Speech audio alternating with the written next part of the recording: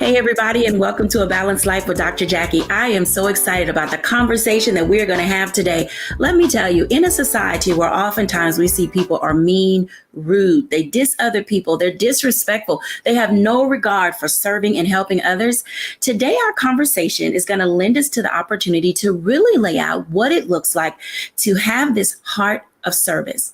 You guys know what that means, whether you're volunteering, spending time, working with other people, giving unto others yourself, those things that you would like to receive. You see, sometimes we forget what it looks like to be able to serve others with a glad and sincere heart, or sometimes just to sit back and make a level of sacrifice in order to be able to let someone else have a good day. You know, it's very easy for us to be mean. It's very easy to be negative because it doesn't require any work. So however you get up in the morning, however you're feeling, sometimes we have the tendency to bring that into our day. In our discussion today, we're going to talk about what it looks like to teach service to others. It's a part of being able to live a balanced life. It's about being able to look beyond yourself and to find this way in which we can engage with other people that allows them to feel as if they are valued, that they are needed, and that they are loved. I'm excited to invite our guests in today, Dr. Tierney, Charlotte Avery, Stacey Owens, and Pastor JT, as we really do open up this Pandora's box and talk about, believe it or not, a generation that is missing what it means to live a life of servitude. Hey, everybody. Hello, everyone. I am so glad to see you guys. Let me tell you, there are so many ways that our lives can get off center. And oftentimes it deals with, I'll start with me. So sometimes my day, even though I wake up balanced and I feel like I'm in a really great space, if I go to the mall or to the store or the car wash or I'm running around doing errands, I always bump into someone who is unkind, someone who is in a pissy mood, someone who just, for whatever it is, got up on the wrong side of the bed and decided to bring that angst and anxiety and all of those things with them into their own space. And then it filters over into my space. One of the questions that I'm curious about today is, how do you all deal with bumping into people who spill over their ish into your space? I know it's loaded. Going for it, y'all. Wow. Stacey, let's start with you. I mean, how do you deal with that when people just kind of dump into your space when you're like in this great space of your own? I don't deal with it because that's them. I mean, I think I've come to a place in my life where I'm learning that, I'm going to let you carry your own water. That's your issue. I don't know what happened and I don't know what's going on, but I'm going to respect the fact that I'm going to give you grace and say, perhaps they're just having a bad morning. I'm not going to take it personal. I'm doing really good about learning not to take stuff personal, because I think if your emotions spill over to me, it can only affect me if I allow it to. If I start taking it personal and thinking that it's about me. So I have gotten to this space where I just have learned, I'm going to let you keep that, but I'm going to lead with love. So I'll check in on you. I may even ask you, are you okay? How you doing today? Is anything going on you want to talk about? But other than that, I'm not going to let you make my day bad because your day is bad. No, I just don't. I really like that example that you used. I remember there was a commercial out some time back where the person would close the door on an individual, or somebody would drop something and no one would pick it up. They let their basket roll into the street and no one did anything. And throughout the entire day, that negativity just continued to go on because we were paying negativity forward. Hey, Charlotte Avery, how are you dealing with when people sort of step into your space with the things that are bothering them? Well, I try to not take things personal, especially when I absolutely know it has nothing to do with me, right? And I try to recognize, that everybody has their, like Stacey said, everybody has their own issues and things of that nature. But I don't try to make somebody else's issues about me, especially when I know I didn't do anything to you. So, I try to treat people with kindness, no matter what their behavior is or whatever, because one thing that I know is that sometimes, when people are being negative, it's really sometimes coming from a place of, it could be coming from a place of anxiety. It could be coming from a place of inadequacy. It could be coming from a place where, a kid or a spouse or somebody, really upset them or whatever. And so sometimes, when I see people who are bent out of shape, because I am a hugger, I will always say, do you need a hug? Because, sometimes, I believe in hugging it out. I saw this study that said if you hug somebody for 20 seconds or longer, then it brings their heart rate down and, positive endorphins flow. Now, I know that we've been out of physical contact with things like, with people and each other or whatever. But, I don't reach for a hug. I always ask, can I give you a hug? And sometimes, it's just something like that, because you're thinking about, what, this person is thinking about me and they really want to hug me. And so sometimes that just starts to diffuse a situation. So I just try to remember, what, their issue is not about me. And I just try to give them grace and move on. Giving grace and moving on is definitely a sign of maturity. And oftentimes people don't possess that skill. Pastor JT, how you doing today? I'm doing great, Dr. Jacquie. How are you doing? I'm doing good. So are you hugging it out? Are you duking it out? How do you live with people who dump in your space? Wow. Well, I'm definitely not hugging it out. Monkeypox are here in these streets, so I'm trying to be as careful as I can. And I'm not duking it out. One thing that I will say to Charlotte's point is, especially in my capacity of service, I have to always be even kiltered. I have to always be level headed, because out here in these streets, I think everybody is walking with their cell phones on record. It always amazes me how it's always somebody that catches a video of something. And so, I've worked too hard to get to where I am right now. For one moment, somebody see Pastor Jay, being reminiscent of old school Mike Tyson. So I always, allow grace to be extended, because piggybacking off of what Charlotte said and what I have learned, especially in my service role in teaching at our local police department, a course that talks about building trust after trauma. There are a lot of people that we encounter that are in the midst of one of the worst days of their lives. And so sometimes we could take it personal and, start to say, well, I didn't do that, or I wouldn't do that to somebody, how dare them, or how dare. And we really don't know what that morning could have been like. They could have just gotten a telephone call and received some news that they really haven't had an opportunity to process. And you are the first person that they engage. So I think that word grace has to be extended, especially for us who live and float in this service space. Now, I will say that is for that one-off chance encounter. But now if I could take it a step further, because some of our viewers are on right now and you don't have control of your bowl of Cheerios. You feel the need to be everything for everybody. And then when somebody has a bad day, you feel that it's your responsibility to try to shift them and make them okay. And you have found yourself affected after you have tried to change them. And so if you find yourself in a habitual mode with somebody that is always in a sour disposition, that's who they are. So now, and sometimes you have to extend grace. And then there are some times that you have to identify where it's time for me to exit stage right. Exiting stage right. Hey, Dr. Tierney. Hey. What say ye?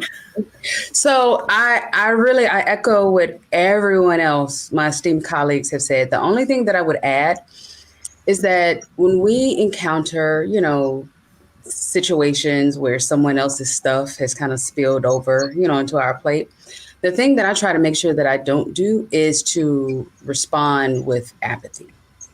Sometimes it's not that we're, duking it out or that we're doing it. Sometimes it's just okay, that can just make a person feel small and unseen. And, and so I try to make sure that absolutely that I'm not getting into the sandbox with them with the negativity, but also that I'm not just being apathetic where I'm just looking right through them and I don't see them, taking that moment to make myself available, even if something that they said was really left field.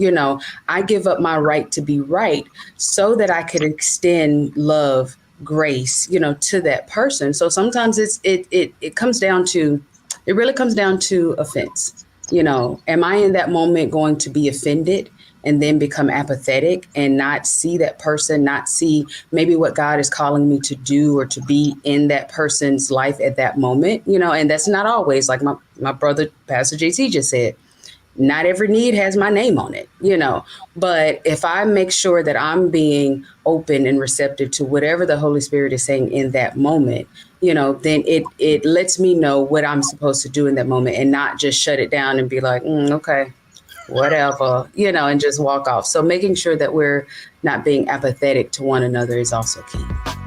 Thank you, everyone, for sharing, because I believe it really does set the tone for how we engage in helping people keep balance when we're trying to teach this attitude related to service. As you can tell, all of our guests today have their own view and perspective, but they come from a place of grace, a place of love, a place of being able to really identify how you work with other people, even in the midst of what people don't understand needs to be done. When we come back after the break, we're going to talk about the golden rule. Most of you have heard this one before. Do unto others as you would have them do unto you, when we're back after the break.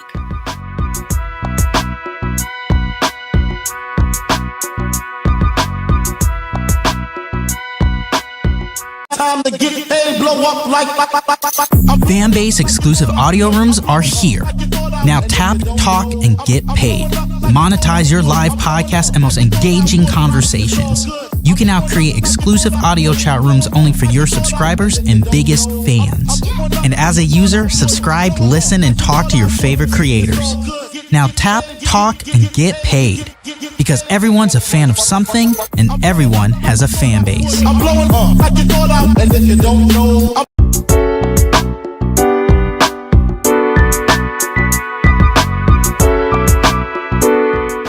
Welcome back, everyone, to A Balanced Life. When we talk about what it means to have a heart of service and being able to lend aid to other people, we've all been taught in some way, shape, form, or fashion the golden rule: do unto others as you would have them do unto you.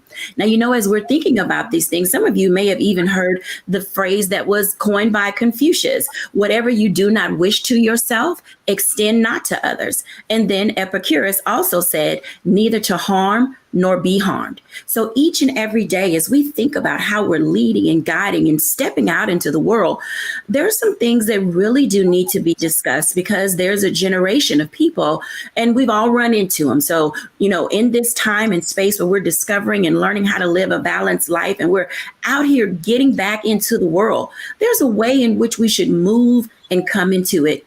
I want to talk to our guests just for a second about what does it look like to have an attitude of service? When do you know is the right time to serve other people, to do for another person without getting yourself caught up and trapped? It's often difficult and hard to do. Hey, Charlotte Avery.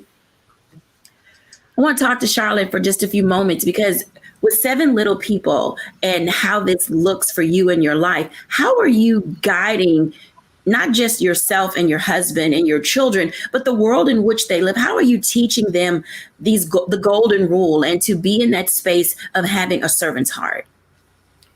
Well, one of the lessons that we've always taught our children is you reap what you sow.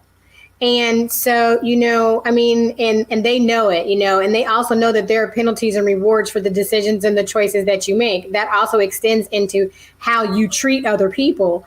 And how you give to other people. We have always taught our children what it means to be givers. So talking about being safe in service and things of that nature, one of my children is, she is an empath. She's an empathic person, like to the bone. Like, she feels everything. She feels everybody's emotions and things of that nature. And sometimes she can get so caught up in other people's stuff that she forgets how to protect herself. And so, we've had to teach her, listen, you can't save everybody. It's fine to be a listening ear, but some people, you have to know the difference in people who are dumping and who are takers versus people who are reciprocal givers. And so, that's hard to teach children sometimes, until their feelings get really hurt, right? And so, for us though, we try to model, we have always tried to model what serving other people looks like. So for our children, it's not just, the fact of what we're teaching them to do, because, as a family, we do community service projects together, whether it's packing bags for the homeless, whether it's boxing toys for kids in other countries during Christmas time or whatever. Those are things that we do together.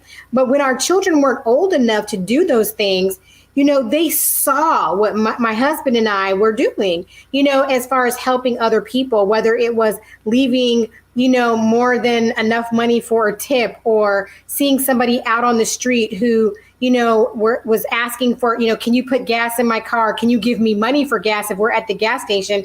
Well, in being wise, we're like, okay, well, we can't give you money for gas, but we don't mind helping put gas in your car.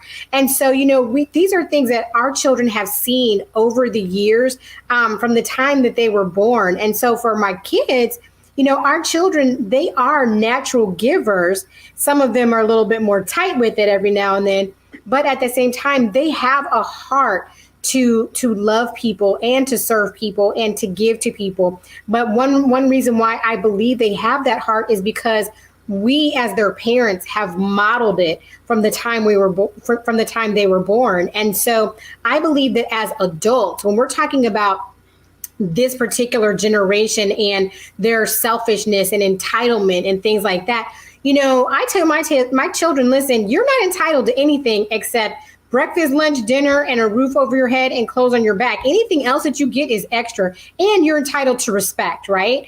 And so, I just think that as adults, if we're not modeling what it means to give and serve, then our children are not going to model, or they're not even going to show what it is to give and serve. They're not going to want to be givers, because we are raising a generation of entitled, manipulative takers. And I think in order for us not to do that, we have to model it. And we can't just start modeling it when they're 10 and when they're 15 and they're getting ready to go out of our house. We have to show them what it is to model that when they're 2, when they're 3, when they're 4, and let that carry and be with them, throughout the years of their lives. Throughout the years of their lives. I know that there's studies that talk about this age group that falls into this category, and it's literally Gen Z and millennials. And I recall, in the early 2000s, when we were looking at this babies raising babies and babies having babies generation, and there was so much learning that didn't take place because you had 13, 14, and 15-year-olds having children who also didn't have the skill set in order to raise them. And so I wonder sometimes if this gap that we had in this season of time where children were raising children, that we missed out on being able to teach them how to serve because they were so busy, growing up too fast. Pastor JT, you talk about this a lot, and, looking at these generations where we have this gap in serving. How do you see that playing out? And what are some words of, wisdom that you can provide for us, or tips related to helping people rediscover having a heart of servitude? That's a great question, Dr. Jacquie. One of the things that I will say, just kind of piggybacking off of what Charlotte said, just want to pull on one point she said about being the model. We are our children's first role models. There was a point that Charles Barkley, of all people, said that really got him in a lot of hot water, but I agree with him 110%. He said that, I'm not your child's role model. And I think that this was, people talking about the way he was acting and the way that he was perceived in some of the situations that he was in his NBA career. And he said, this is my job. I get paid to play basketball. I'm not paid to be a role model. He said that the people in the house are supposed to be the role models. And it really resonated with me, because I honestly believe that a lot of people look outside of the home for the training, for the discipline, for the role model that should be in the house. But now going back to your point about this generation, and I'm always pointing back to this generation because the shift happened like around the late 70s going into the 80s, and so much happened during that time. One of the groups that benefited well from the Civil Rights Act were women. Women were able now to be acclimated in society. They were able to go after jobs that once were relegated just for men, and specifically men of other ethnic backgrounds. And so then when you start seeing the mother outside of the house, and then we start to see that the fathers were not in the home, many of the fathers kind of got caught up in that, crack epidemic. Either they were on drugs or they were selling drugs. And either way, we were losing so many of our men through mass incarceration. And then now the mother has the responsibility of having to try to be the provider of the home, that nurturer that is in the home, that was in the 70s and the 60s and the 50s, that made the home, was the homemaker. That picture of service was void. So now all I see is mama getting up in the morning, going to work, maybe dropping me off at school, then coming back home at night. And then I really didn't have any type of time with the person that really was there to nurture me and prepare me and to show me what a life looked like and what service looked like. So now you have these children that were born in the 80s, and this is what they saw. This is what was modeled in front of them. These are the people that you're speaking of, Dr. Jacquie, that in the 80s, in 2000, turned 20.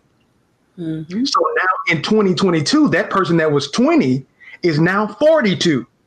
So now this person that is 42, they have a 5-year-old, a 10-year-old that's in our school system now.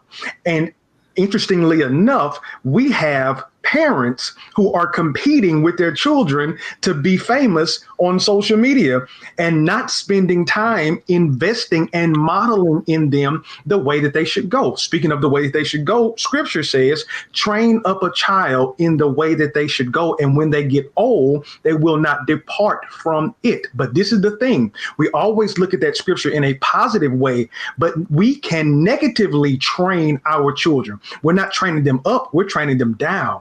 Mm. And so now we are in a space in time where we are not living by the golden rule, where we are doing unto others as we would want others to do unto us. We have flipped that golden rule and we've made the golden rule dirty. Now we're talking about matching energy. But I want to let somebody know, in this whole field of matching energy, man, you can't clean dirt with dirt. At some point, there has to be the Michelle Obama persona that when they go low, we go high. When they go low, we're not trying to go to the basement. We're trying to go high and set a standard, because our children are watching us. They're watching how we handle situations. They're watching how we talk to people. They're watching how we carry ourselves. They're watching how we respond. And their actions and characteristics, when they get to the school, this is the same student that you have in your home. So I believe that if I could offer a word to anybody, be in front of your child who you want your child to be when they are not in your presence. So I'm going to let y'all take a pause there and then really catch what Pastor JG said, because I know some of y'all were listening like, is he saying that we should go back to being homemakers, that we should stop working? Should we do things that, I'm telling y'all, Pastor JT was not trying to make y'all feel guilty about working outside of the home, but he does bring a very valid point that we as a society do not have the luxury of running here and there and being all over the place and missing moments to expose our kids to what it means to have a servant attitude and a servant heart, even pointing out opportunities and times for them to be able to serve. When we come back after the break, we're going to talk about exposure. How do you get it? What does it look like? And how do you provide opportunities for your children, yourself, your young adult to be engaged, not only at home, at church, and in the community, but also to be service to themselves? When we're back after the break.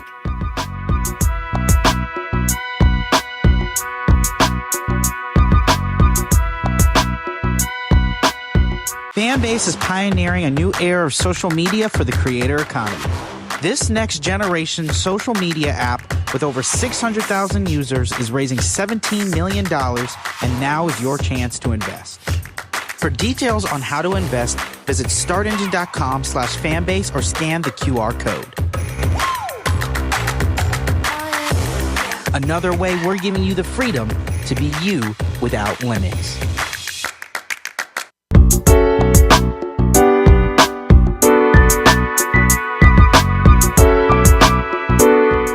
Welcome back, everyone, to A Balanced Life. As you can tell, learning and discovering how to have a servant's heart, getting out and helping other people, discovering where and how to volunteer isn't always easy, because there are times when it can take a toll on us, because a lot of us wear our emotions and our feelings on our sleeve, and we feel a certain kind of way when we see people in need. But then there are others are just so cold and so hard and so distant from everything that is happening in their own lives that they can literally just walk by a starving person. They can walk by an individual who doesn't have on shoes. They literally cannot see because of their own situation and circumstance, that they missed an opportunity to step into another's life and render aid.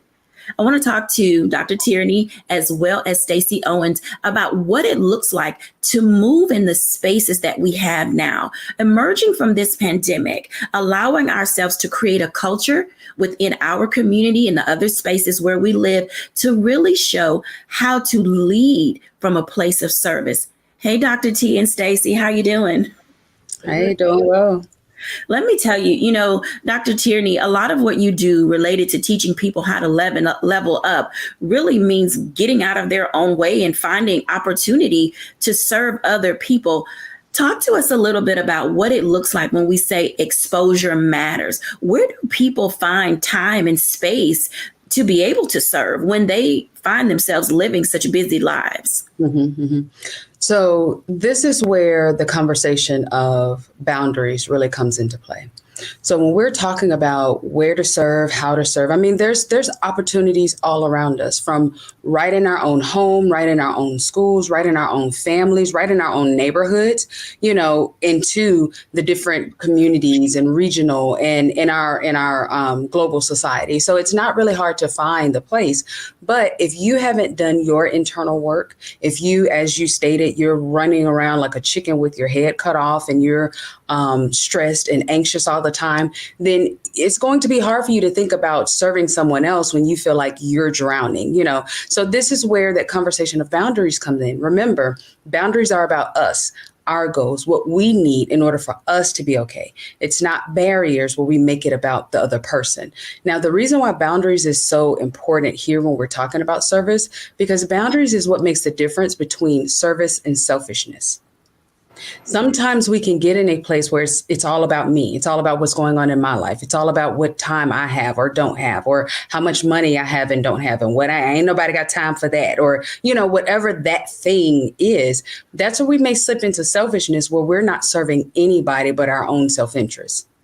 But when we're talking about service and really serving others, this is where, okay, if I have my boundary set, I know what it is that I need. I know, what my time allotments are. I know what my financial responsibilities and priorities are. Then we can live in that margin. We have extra room in our lives to where we can be of service, to others. Boundaries also keep us from, again, as Pastor GT mentioned, constantly running to everybody else's aid.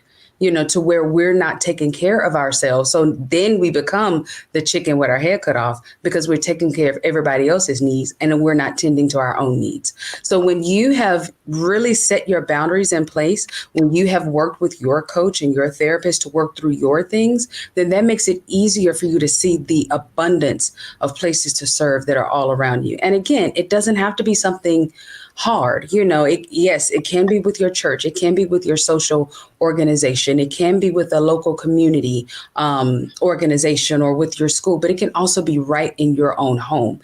It can be as big as doing a charitable drive, or you join several organizations together, but it can also be just as small as you being in the grocery store and seeing someone, struggling and saying, hey, how are you doing, today? So sometimes we make it so big that we end up doing nothing because we feel like we can't make a dent in all of the need that's out there. But it's really very, very simple. It's very, very small. And the opportunities are all around us if we would just do our internal work, take care of the things that we need to, so then we can see all of the need that is around us. It is being able to see, you bring up a very valid point related to that. I recall being in a grocery store not too long ago, and there was a lady, I'm 5'5", so she may have been like 5 feet tall. And she was just looking at various things. And I, the courtesy of it all, asking, are you trying to reach something? Are you looking for something, specific? And she said, I was waiting for someone who worked here, to come by so they could reach something on a top shelf. I had to stretch my arm a little bit, but I reached and got it for her. And I think that sometimes, like you said, it is the simple things. It's being aware of what another may need and not being so busy in your own thing that you miss moments to offer aid to another person. Now, Stacey, you work with children and adults, and in your space, how are children learning to be of service to others? So I think for children, when we come into this world, we come in as takers. Your first few years of life is all about me. So with the kids, and Pastor JT told you, when the mothers are out, the nurturer is gone. So you have in children those gaps of those warm demeanors, just knowing and understanding what kindness and what love and what all that looks like and feels like. So I think it's important first, when it comes to the children, it's just teaching them how to have that servant mentality. Starts with just the simple understanding that it just means to do good to other people. So if we can break it down to that simplicity of every day you wake up, you get the opportunity to just find something that you can do good for someone else and you can serve daily. Kindness is that foundation for servitude. So with kids, we have to teach them just how to be kind to themselves and then how to be kind to others. And then that starts teaching them how to see and use empathy. So if we can fill in those gaps that were missing from our parent or our mother or the nurturer not being in the home, that just starts with that internal work that Dr. Tierney was talking about. Start that with kids first. And then they will be able to reach out and look and care about someone else in the world beyond themselves. I want to invite Charlotte Avery into this conversation because I want to expand on something that the three of you are talking about. You mentioned the term warm demeanors. And then sometimes our children are in this space of being so loving and so caring that their heart literally breaks. As women who work with young people, how do you help a child?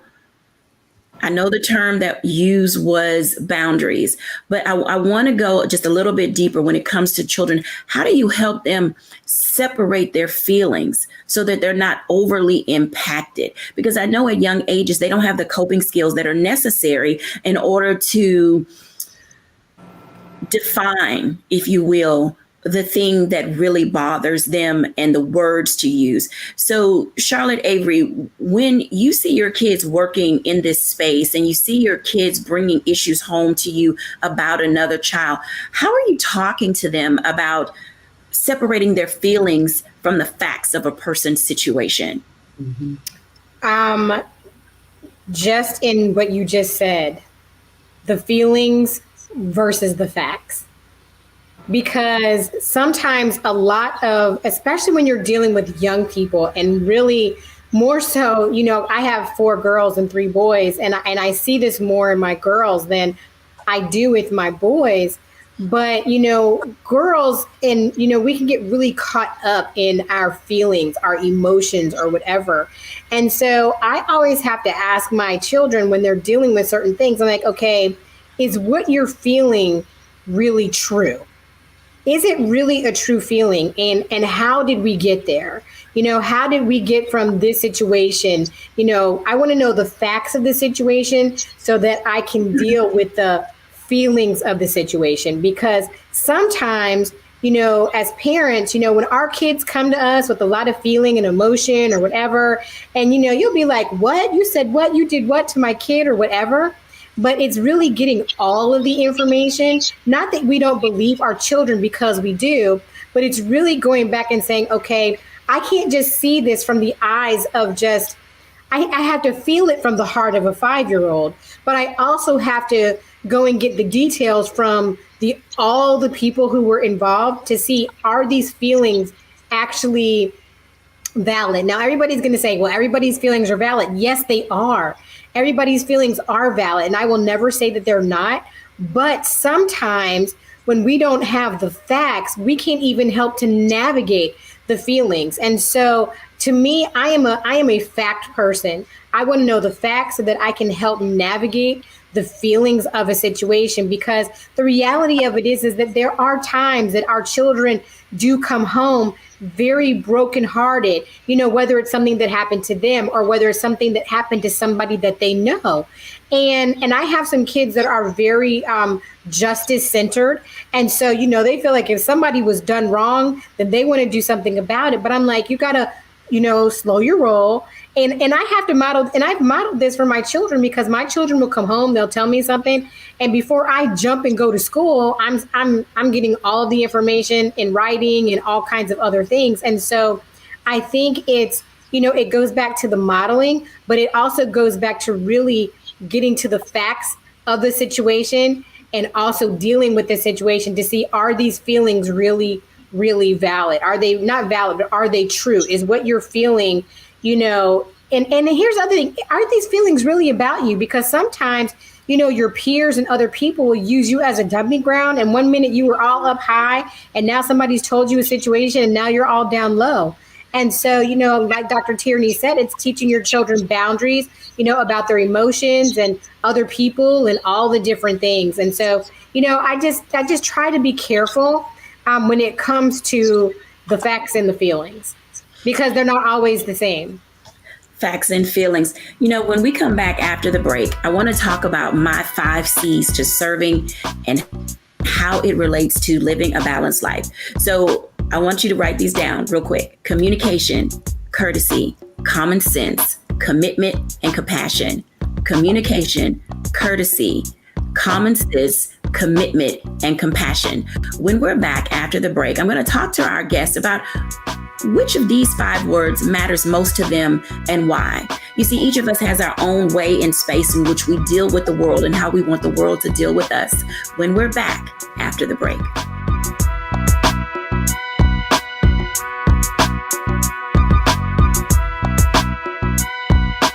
Time to get paid, blow up like. Fanbase exclusive audio rooms are here. Now tap, talk, and get paid. Monetize your live podcast and most engaging conversations. You can now create exclusive audio chat rooms only for your subscribers and biggest fans. And as a user, subscribe, listen, and talk to your favorite creators. Now tap, talk, and get paid. Because everyone's a fan of something, and everyone has a fan base. I'm blowing up like you thought out, and if you don't know,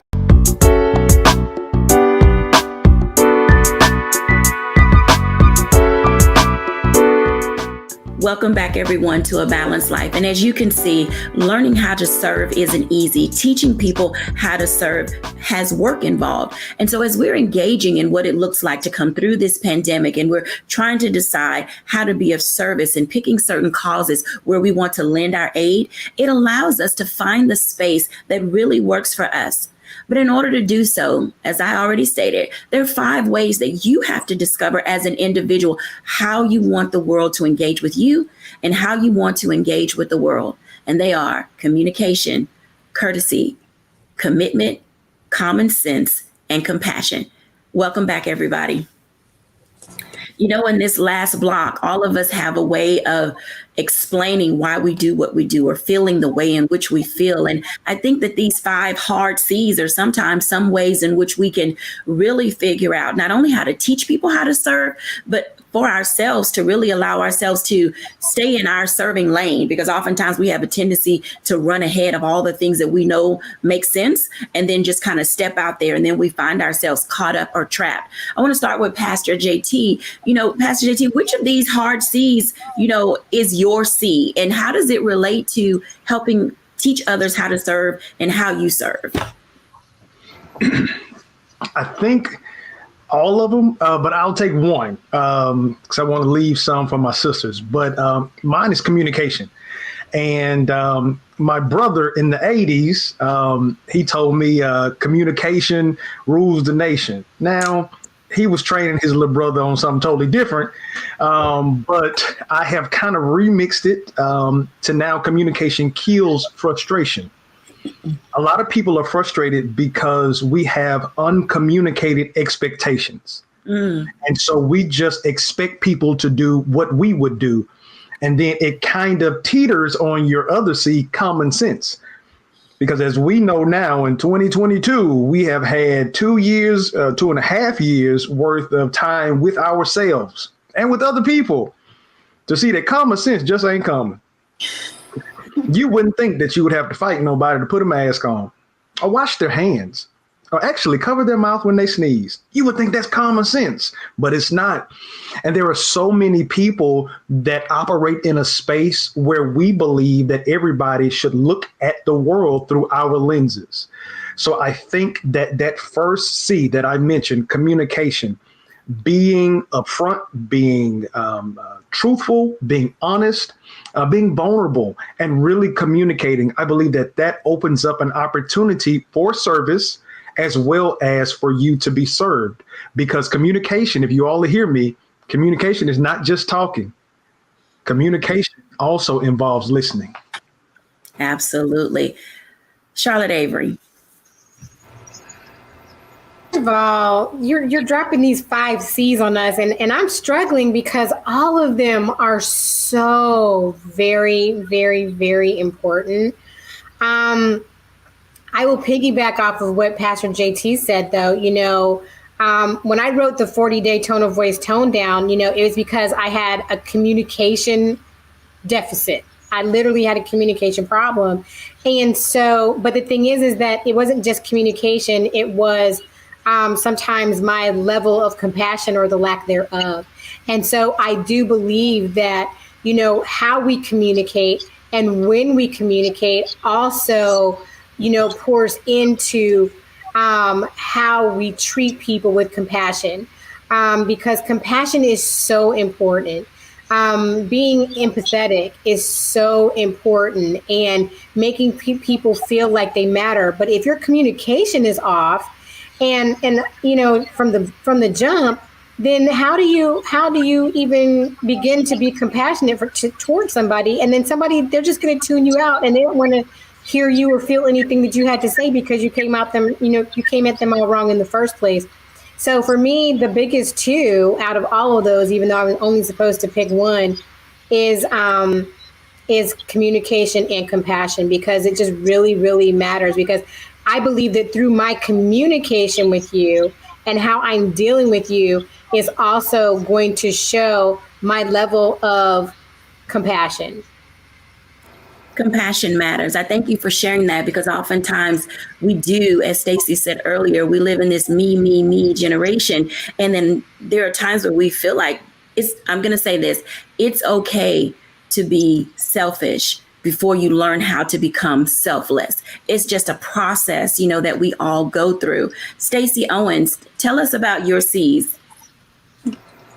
Yeah, like the other said, you need a little bit of all 5, but I think if I had to make a hard selection, I'm going to go with commitment, because I was fortunate to serve under the guidance of great mentors and great leaders, bosses. And I didn't have a problem with sitting at their feet and serving them and learning the processes that I needed to learn in order to be successful in what I do. But from that, when you become a person who serves people on a daily basis, you can become overwhelmed because people know that you're giving all the time. So they sort of look to you to be that person that's always there to give them advice or give them something, right? So I've learned that I need to have that commitment and learn how to commit to the things that I can commit to. And if I can't commit to it and give it my all, then I have to learn how to say no. And so that's where I have to use my common sense a little bit, because you got to have a discernment when you are a servant so that you can discern when people are now trying to take advantage of your giving heart.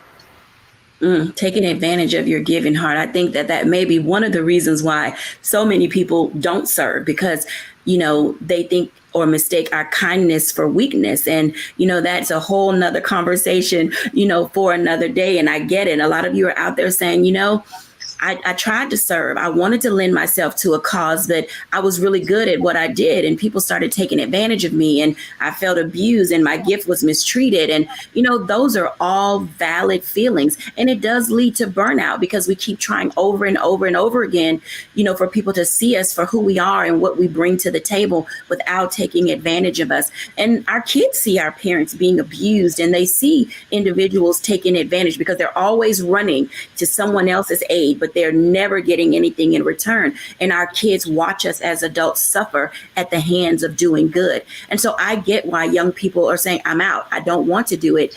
But there's so much value and reward in being able to give to other people. Dr. Tierney, what say ye? What are your C's? Ma'am, you just said it. I mean, literally, you just said exactly where I was going to go with it. That my C was the common sense, because we're in this space where people don't see the value in serving for all the reasons that you literally just said. And so I kind of landed, of course, the compassion piece, since we were picking two, since my other esteemed colleagues picked two, I'm going to pick my two. Compassion, of course, because it could be me. I could be the one that needs help. I could be the one that's needing that helping hand, or someone just to check in on me, or that advice, or that lift up, to help me get to my next level. So of course that compassion piece, but the common sense piece, absolutely. And part of what I wanted to highlight was, okay, why serve? So if you find yourself in that place where it's like, okay, Dr. T, you got to make this make sense, because I've tried it before. It doesn't, it hasn't worked. I was abused. This is where that common sense comes in, because when we serve, I mean, if you find yourself in a woe is me, place, the quickest way to get out of that woe is me place, serve. If you want your business to thrive, last week we talked all about entrepreneurship, and, you probably heard me say that if you want a business, then that means you want to be a servant. They call the different products and the things that we offer services for a reason. It's called customer service for a reason, so if you want your business to thrive and the only thing you're focused on is the bottom line, how much money you're going to make trying to grab the bag, then your business isn't going to thrive. But if you want your business to thrive, then focus in on serving your customers, with excellence. If you want to see the world change, serve, pretty much all of the things that we come in contact with that burns our toast and frustrates us, service can be an answer to most of those things. So that's why I picked the common sense, because sometimes we're making it a little harder than what it needs to be. And it just comes right on back to that common sense piece. Last week when we closed, I asked each one of you to say something that we wanted people to bring. And I'm going to ask you that again today, because I thought it was very enlightening. So if you could pick one word that people could bring to their service, tell me what that would be. Go, Charlotte Avery. Definitely compassion. Bring compassion with you, because there are so many people who are in need, and everybody doesn't have it like you have it, so, bring compassion and be willing to put yourself in somebody else's shoes. Bring compassion. Stacy. Bring joy. If you're going to help someone, joy is already within us, and we have the control over it. So shine that light into others. And if you don't already have that joy, then think about the reward that you want to get from serving, and make sure it's an internal reward and not something external, because you won't survive if you're just dependent upon the external rewards. That's right. Pastor JT. I'd say bring grace, because you never know when you may be on the other side and need the service that you are attempting to give to somebody given to you. So bring grace. And Dr. Tierney. Humility. To whom much is given, much is required. Jesus came and served, and ain't none of us better than Jesus. So humility. There you have it. When we come back after the break, I'll give mine in our reflection when we return.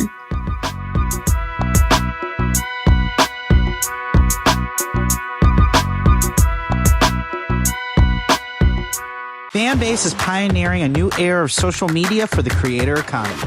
This next generation social media app with over 600,000 users is raising $17 million, and now is your chance to invest. For details on how to invest, visit startengine.com/fanbase or scan the QR code. Another way we're giving you the freedom to be you without limits.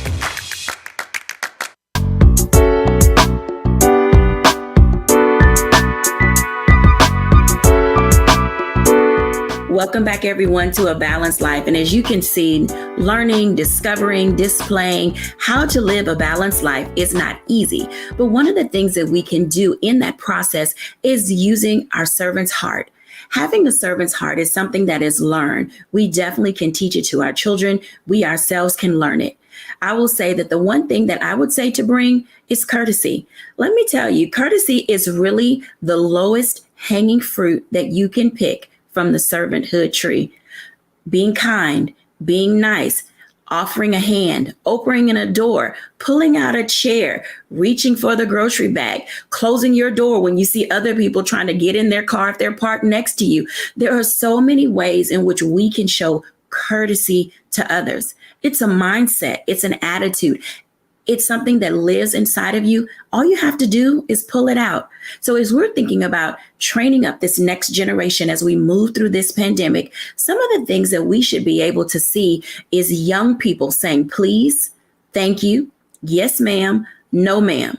The days of and what and yelling out should be a thing of the past. Let us get back to that place where we are teaching those things that are family values, that are community values, that which relates to how we become a whole and wholesome society. You see, developing a servant heart and a servant attitude literally begins with the people that are around you. You've heard our guest today talk about having mentors around you, utilizing a coach, having individuals in your space that will teach you, show you, nurture you, and push you out into avenues that give you the ability to showcase the skills of having a servant heart. I hope that something that we have said today has allowed you to feel as if you can get back at it again. I know some of you guys just kind of stopped out altogether because before the pandemic, people were abusing and using your gifts to their own advantage. I often say that things can change when we begin to wake up and see how others are benefiting from our blindness. So today, open your eyes, allow yourself to get back in the game and live with a servant's heart and attitude that you may bring sunshine to others. Thank you all for watching today. Have a great day now. Bye.